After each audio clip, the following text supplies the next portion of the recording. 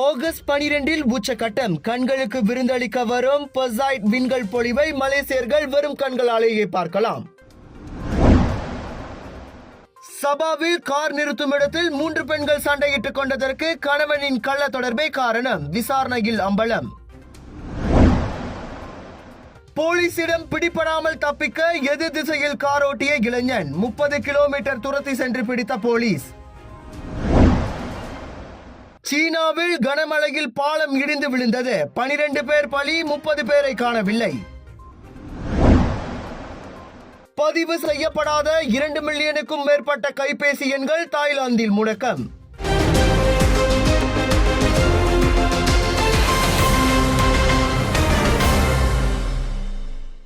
கண்களுக்கு அரிய அதிசய விருந்தாக ஒவ்வொரு ஆண்டும் ஆகஸ்ட் மாதம் நிகழும் பெர்சைட் எரி நட்சத்திர பொழிவை இவ்வாண்டும் மலேசியர்கள் காணலாம். ஆகஸ்ட் 24 வரை அது நீடிக்கும் என்றாலும் உச்சகட்ட நிகழ்வை ஆகஸ்ட் 12ஆம் தேதி இரவு 9 மணி தொடங்கி மறுநாள் அதிகாலை வரை காண முடியும். தேசிய அறிவியல் கௌரங்கம் தனது இன்ஸ்டாகிராம் பக்கத்தில் அதனை தெரிவித்துள்ளது. வானிலை நன்றாக இருப்பின் இந்த பெர்சைட் எரி நட்சத்திர பொழிவு மிகவும் பிரகாசமாக தெரியும். உச்சகட்டத்தின் போது 1 மணி நேரத்திற்கு சராசரியாக 100 விண்கற்கள் அல்லது நிமிடத்திற்கு 2 விண்கற்கள் என்ற அளவில் அந்த நிகழ்வை காணலாம். இருட்டான இடங்களில் இருந்து வெறும் கண்களாலேயே அவற்றை மக்களால் பார்க்க முடியும். முடிந்தவரை ஒளியே இல்லாத இடங்களில் இருந்து பாருங்கள்.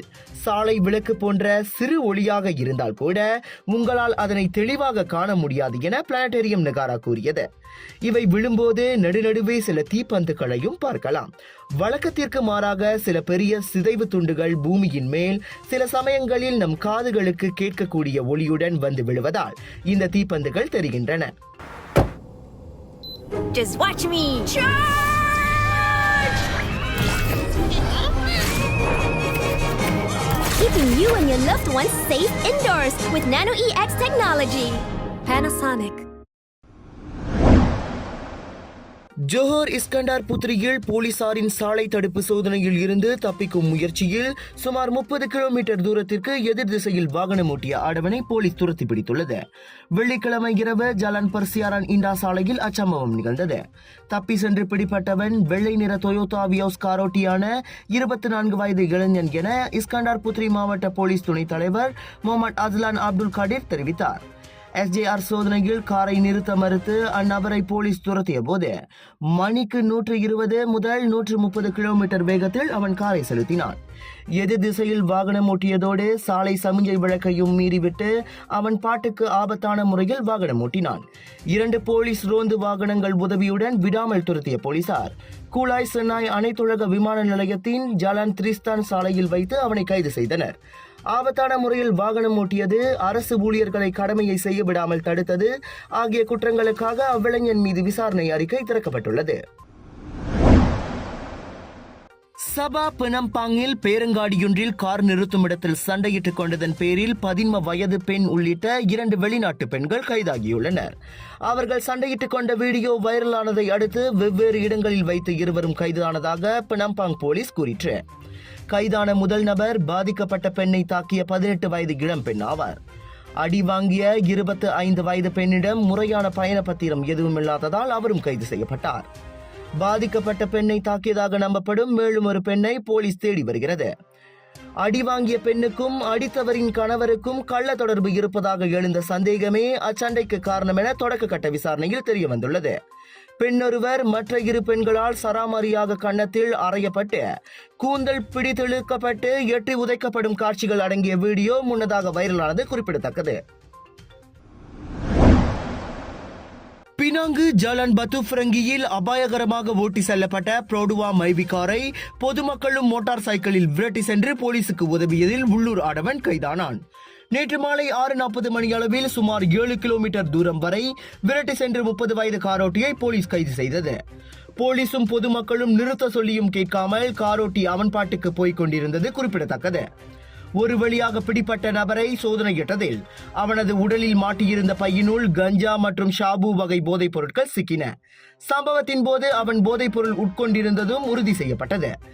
ஏற்கனவே 3 குற்றப்பதிவுகளை கொண்ட அந்நபருக்கு எதிராக பல்வேறு பிரிவுகளில் விசாரணை அறிக்கை திறக்கப்பட்டுள்ளது. அவ்வாடவர் ஆபத்தான முறையில் காரை ஓட்டி சென்றதில் சில வாகனங்கள் விபத்துக்குள்ளான காட்சிகள் அடங்கிய வீடியோக்கள் முன்னதாக வைரலாகின. வட சீனாவில் கனமழையின் போது பெரிய பாலம் இடிந்து விழுந்து 12 பேர் உயிரிழந்தனர். அவர்களின் உடல்கள் பாலத்திற்கு அடியில் ஆற்றில் விழுந்த 5 வாகனங்களிலிருந்து மீட்கப்பட்டன. பாலம் உடைந்ததில் மொத்தமாக 17 கார்களும் 8 லாரிகளும் ஆற்றுக்குள் விழுந்த நிலையில் மேலும் 30 பேரை காணவில்லை என சின்ஹுவா செய்தி நிறுவனம் கூறியது. இடிந்து விழுந்த பாலத்தின் ஒரு பகுதி ஆற்றில் மூழ்கியபடி இருக்கும் வீடியோக்களை அந்நாட்டு தொலைக்காட்சி நிலையங்கள் ஒளிபரப்பி வருகின்றன.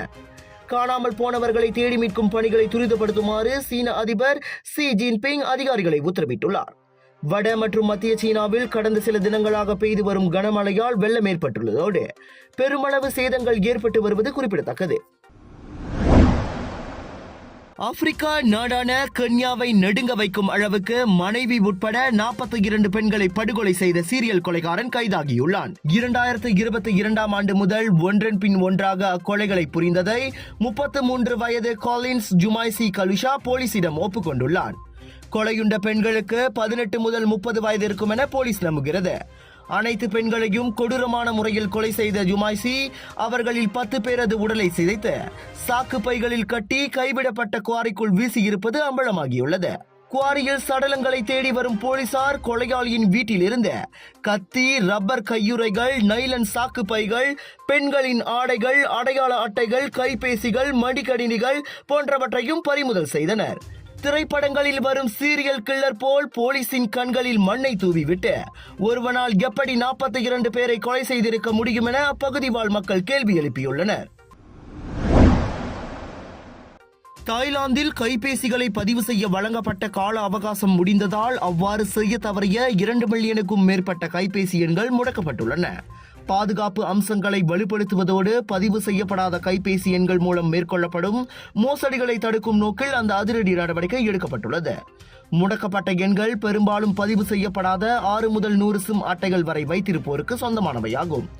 இன்னும் 30 முதல் 45 நாட்களுக்குள் அந்த சிம் கார்டுகள் பதியப்படவில்லை என்றால் சம்பந்தப்பட்ட கைபேசி எண்கள் முழுமையாக அளிக்கப்பட்டு புதியவர்களிடம் விற்கப்படும் என தேசிய ஒலிபரப்பு மற்றும் தொடர்புத்துறை ஆணையம் NBTC எச்சரித்தது.